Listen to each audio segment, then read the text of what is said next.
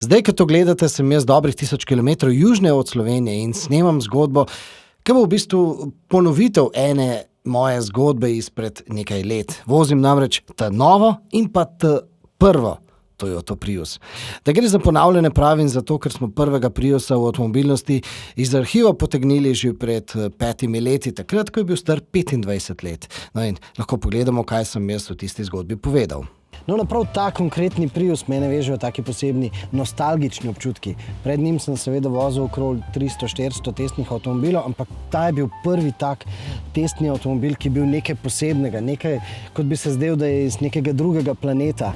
In ena od posebnosti, ki mi je ostala v zanimivem spominu, je tudi tale prestavna ročka. Od takrat naprej sem seveda vozil tudi vse druge Priuse. Na kratko jih lahko opišem tako. Prvi je prišel in razburkal avtomobilsko javnost. Drugi je v svoje vrste nabral ogromno armado zvezdnikov, ki so mu bili privrženi. Pri tretjem smo končno dobili občutek, da res končno lahko nadomesti družinski avtomobil.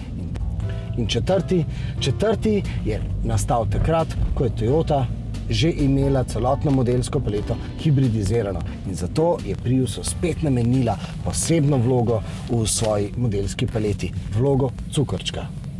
No, zdaj je tukaj 5. Prius in ta je spet povsem drugačen in jaz se v bistvu sploh ne spomnim, če še kateri drug avtomobil z istim imenom tolikokrat zamenjal svojo ciljno publiko.